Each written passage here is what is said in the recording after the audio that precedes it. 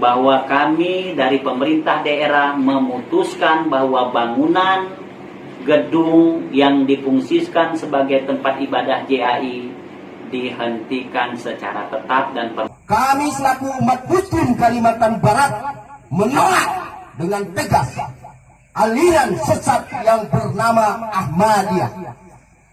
Kami dari Aliansi Umat Islam Kalimantan Barat bersama Sultan Syarif Mahmud Melvin Al-Qadri dari Kerajaan Pontianak.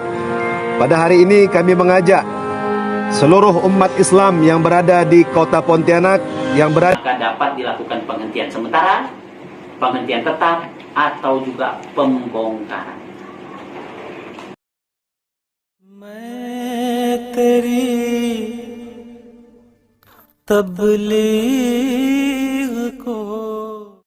Bismillahirrahmanirrahim. Assalamualaikum warahmatullahi wabarakatuh. Sahabat pecinta Islam damai dan pecinta NKRI, saya telah menyampaikan fatwa MUI selama ini telah dijadikan alat legitimasi kelompok-kelompok Islam intoleran radikal melakukan persekusi, intimidasi, dan anarkisme atau kekerasan terhadap Ahmadiyah.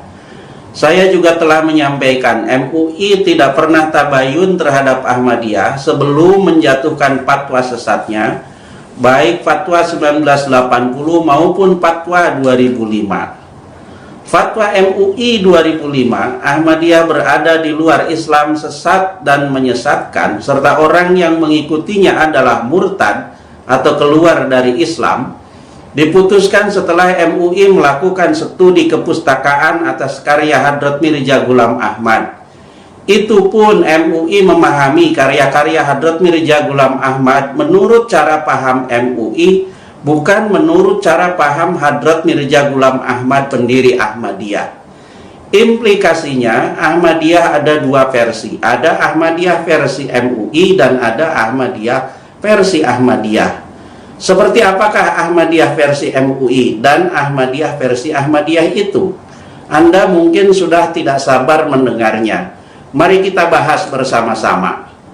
Ahmadiyah versi MUI seperti yang dapat kita baca dalam Syarah Fatwa MUI 7 2005. Aliran Ahmadiyah adalah aliran yang mengikuti ajaran Mirza Ghulam Ahmad Al-Qadiani dan berdiri pada tanggal 23 Maret 1889. Mirza Ghulam Ahmad sendiri lahir di Qadian, nama sebuah desa di India, pada tanggal 13 Februari 1835 dan meninggal pada 26 Mei 1908. Pada bagian ini MUI fine-fine saja karena penjelasannya dikutip dari buku Dakwatul Amir karya Hadrat Mirza Basiruddin Mahmud Ahmad, Imam Jemaat Ahmadiyah kedua. Lanjut, pada awalnya tahun 1882 Mirza Ghulam Ahmad mengaku sebagai mujadid atau reformer. Namun pada tanggal 4 Maret 1889 Mirza Ghulam Ahmad mengaku dan mengumumkan dirinya menerima wahyu langsung dari Tuhan yang menunjuknya sebagai Al-Mahdi Al-Ma'hud atau Imam Mahdi yang dijanjikan, dan agar umat Islam berbaiat kepadanya. Pada 23 Maret tahun itu pula Ghulam Ahmad menerima baiat dari 20 orang di kota Ludhiana. Di antara mereka terdapat Hadrat Hakim Nuruddin yang kelak menjadi Khalifah Al-Masih pertama, pemimpin tertinggi Ahmadiyah. Pada bagian ini ada koreksi, yang betul menerima baiat dari 40 orang di Ludhiana, bukan 20 orang dari Ludhiana. Bisa dipahami salah karena penjelasan dikutip dari Hafiz Dasuki, Ensiklopedia Islam Non-Ahmadiyah. Kemudian MUI memberikan penjelasan lebih lanjut. Pada tahun 1890 Mirza Ghulam Ahmad membuat pengakuan yang lebih menghebohkan.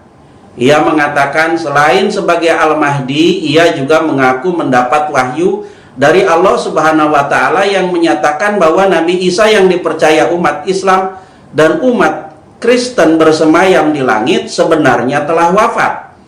Menurut Mirza Ghulam Ahmad, janji Allah untuk mengutus Nabi Isa kedua kalinya ke dunia diwujudkan dengan jalan menunjuk dirinya sebagai Al-Masih Al-Mau'ud atau Al-Masih yang dijanjikan. Menurut keyakinan pengikut Ahmadiyah, Nabi Isa setelah dipaku di palang salib oleh kaum Yahudi, tidaklah mati tetapi hanya pingsan. Sesudah sembuh, beliau menyingkir dari Palestina ke daerah-daerah timur, di mana bertebaran 10 suku Israel lainnya. Akhirnya beliau sampai di Kashmir, di mana beliau wafat dan dikuburkan di Kanyar Street, Srinagar. Sampai kini kuburan itu masih ada. Hingga di sini paparan MUI fine-fine saja, karena paparan itu dikutip dari Safi R. Batuah Ahmadiyah dalam bukunya Ahmadiyah Apa dan Mengapa. Lebih lanjut, MUI menjelaskan penunjukan Allah terhadap Mirza Ghulam Ahmad tersebut menurutnya adalah wahyu, sebagaimana termuat dalam kitab Tazkirah yang berbunyi sebagai berikut. Al-Masih anak Maryam, Rasulullah telah wafat sesuai dengan janji, engkau datang menyandang warna sifatnya. Janji Allah pasti akan genap. Tazkirah halaman 190. Dengan pengakuan ini, maka menurut Ahmadiyah, dalam diri Mirza Ghulam Ahmad terdapat 2 personifikasi, yaitu Al-Masih yang dijanjikan dan Al-Mahdi yang dinantikan. Hingga bagian paragraf ini MUI fine, oke. Karena kesimpulannya juga dikutip dari Hazrat Mirza Basiruddin Mahmud Ahmad, Imam Jemaat Ahmadiyah kedua. MUI mulai mengarang memahami Ahmadiyah menurut cara paham MUI saat memberi catatan kaki tentang Tazkirah. Apa kata MUI tentang Tazkirah? Pada catatan kaki nomor 5 Syarah Fatwa MUI 7 2005 tertulis, kitab Tazkirah adalah kumpulan mimpi, kasab, dan wahyu yang diterima Mirza Ghulam Ahmad. Kitab ini menjadi kitab suci dan pegangan utama aliran Ahmadiyah. Keterangan pada paragraf pertama, kitab Tazkirah adalah kumpulan mimpi, kasab, dan wahyu yang diterima Mirza Ghulam Ahmad. Oke, sesuai dengan keyakinan dan paham Ahmadiyah. Keterangan pada paragraf kedua, kitab ini menjadi kitab suci dan pegangan utama aliran Ahmadiyah. Nah, ini 100% keyakinan dan paham MUI, bukan keyakinan dan paham Ahmadiyah. Selanjutnya MUI menulis, pada tahun 1901, Mirza Ghulam Ahmad mengaku dirinya diangkat oleh Allah sebagai Nabi dan Rasul. Pengakuan sebagai Nabi dan Rasul itu dapat dilihat dalam berbagai buku dan tulisan Mirza Ghulam Ahmad, baik dalam buku-buku karyanya sendiri maupun dalam tulisannya di berbagai media massa seperti surat kabar atau majalah. Di antaranya Mirza Ghulam Ahmad dalam Dafi'ul Bala, dan dialah Tuhan yang hak yang telah mengutus Rasulnya di Kadian. Mirza Ghulam Ahmad dalam Hakikat Al-Wahyi, demi diriku yang ada di tangannya sesungguhnya dia telah mengutusku dan menyebutku sebagai Nabi. Mirza Ghulam Ahmad dalam Nujul Al-Masih, saya adalah Nabi dan Rasul, artinya saya adalah bayangan yang sempurna, sebagaimana kaca yang menampakkan gambaran yang sempurna dari Muhammad dan kenabian Muhammad. Mirza Ghulam Ahmad dalam Quran Ahbar Am tanggal 26 Mei 1908, tepat pada hari kewafatannya, saya adalah seorang nabi sebagaimana telah ditetapkan Allah. Sekiranya saya menolaknya, saya akan berdosa.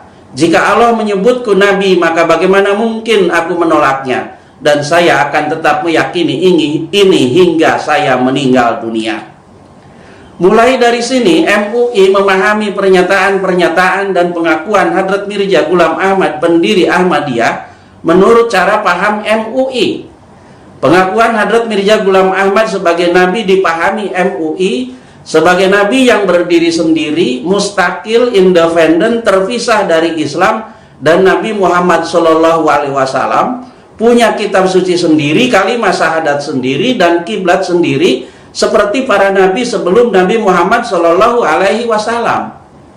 Tanpa tabayun, MUI pun menyatakan, berdasarkan bukti-bukti ajaran Ahmadiyah sebagaimana tertuang dalam berbagai literatur karya Mirza Ghulam Ahmad dan para tokoh pengikutnya, serta setelah mengkaji ayat-ayat Al-Quran dan hadis serta ijma ulama, maka MUI menetapkan fatwa aliran Ahmadiyah baik Qadiani ataupun Lahore sebagai keluar dari Islam sesat dan menyesatkan.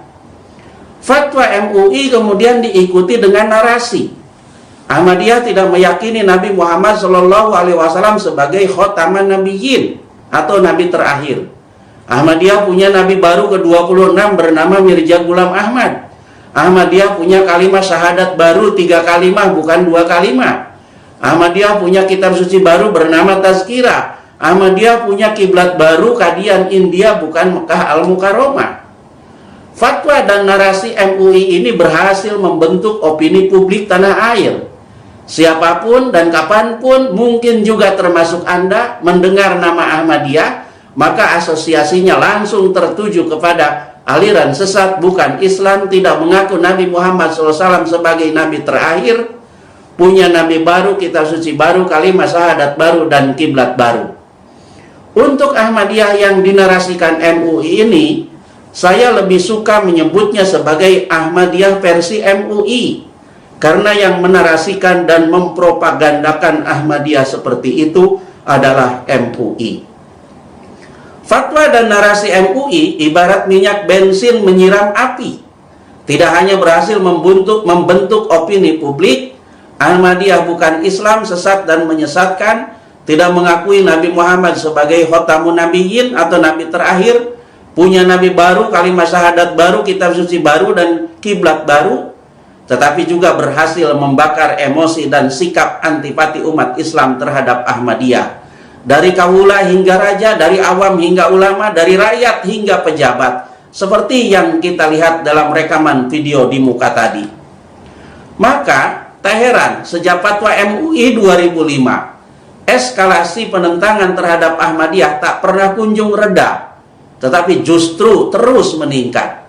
Dari demo tolak dan tutup markas Ahmadiyah Indonesia di Kemang, Parung, Bogor 2005, kasus pengusiran Ahmadiyah ke Tapang, Lombok Barat 2006, demo Kepung Istana tuntut Presiden SBY bubarkan Ahmadiyah 2008, pembakaran Masjid Ahmadiyah Parakan Salak Sukabumi 2008, pembunuhan 3 warga Ahmadiyah Cikesik, Pandeglang, Banten 2011, hingga penghentian paksa pembangunan Masjid Ahmadiyah Nyalindung, Garut, Mei 2021, perusakan atau perobohan Masjid Ahmadiyah Sintang, Kalbar, September 2021, dan penyegelan kembali Masjid Ahmadiyah Depok, Oktober 2021 yang baru lalu.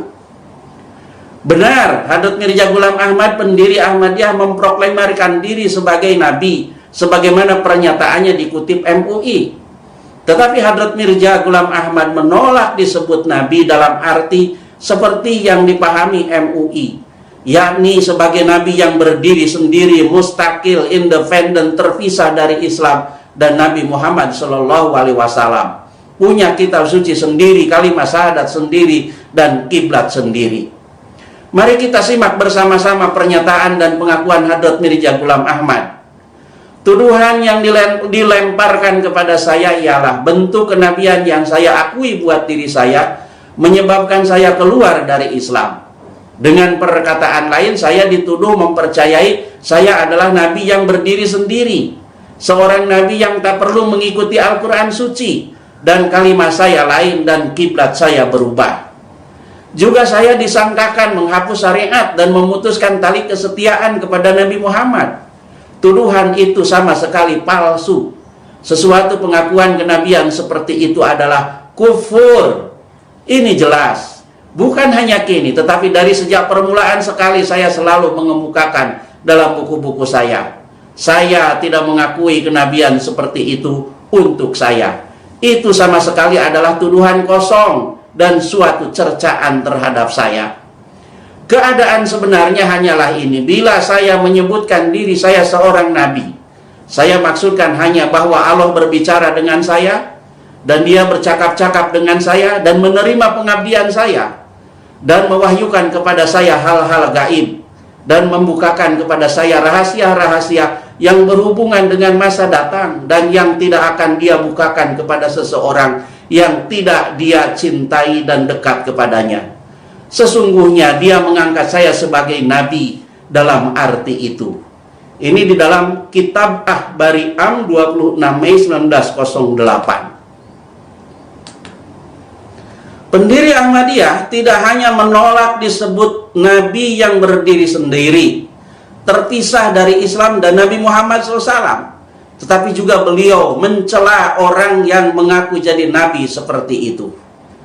Beliau mengatakan akidah kami adalah seorang yang mendakwakan kenabian secara hakiki dan melepaskan dirinya dari karunia atau berkat-berkat Rasulullah SAW, serta memisahkan diri dari mata air suci itu. Lalu dia ingin secara langsung menjadi Nabi Allah. Berarti dia itu sesat dan tidak beragama, dan tidak disangsikan lagi dia adalah saudara bagi Musailamah al-Kazab. Ini dalam Anjami Atam catatan kaki halaman 27-28. Dan beliau mengatakan lagi, barang siapa berkata sesudah Rasulullah SAW, aku adalah Nabi dan Rasul dalam makna hakiki, sedangkan dia berdusta dan dia meninggalkan Al-Quran serta hukum-hukum syariat yang mulia atau Al-Quran, berarti dia kafir dan pendusta. Sama dalam Anjami Atam. Dan beliau mengatakan lagi, pencari keadilan hendaknya ingat, saya tidak pernah pada waktu kapanpun mendakwakan kenabian atau kerasulan secara hakiki. Dan beliau lagi mengatakan, berkali-kali saya katakan, kata mursil atau rasul atau nabi yang terdapat di dalam ilham-ilham itu mengenai diri saya, itu bukanlah dalam makna-makna hakiki. Ini dalam kitab Anjami Atam catatan kaki halaman 27-28. Inilah sekilas perbedaan Ahmadiyah versi MUI dan Ahmadiyah versi Ahmadiyah. Dalam pandangan kami, Ahmadiyah versi Ahmadiyah versi MUI itu memang sesat dan menyesatkan dan wajib ditolak. Wajar jika pemerintah Republik Indonesia menerbitkan SKB melarang Ahmadiyah versi MUI menyebarkan paham yang mengakui adanya lagi Nabi dengan segala ajarannya setelah Nabi Muhammad SAW. Sayangnya SKB itu ditujukan kepada Ahmadiyah versi Ahmadiyah, dalam hal ini Jemaat Ahmadiyah Indonesia, bukan kepada Ahmadiyah versi MUI yang dipropagandakan MUI. Jelas sampai di sini? Kalau belum jelas, nanti saya urai lagi pada Ahmadiyah versi MUI dan Ahmadiyah versi Ahmadiyah bagian 3 dengan judul The Real Ahmadiyah, insya Allah. Wassalamu ala manit taba'al huda. Wassalamualaikum warahmatullahi wabarakatuh. Azim Indonesia,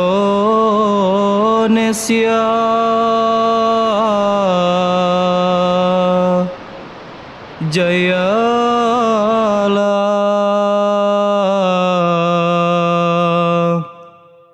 Indonesia.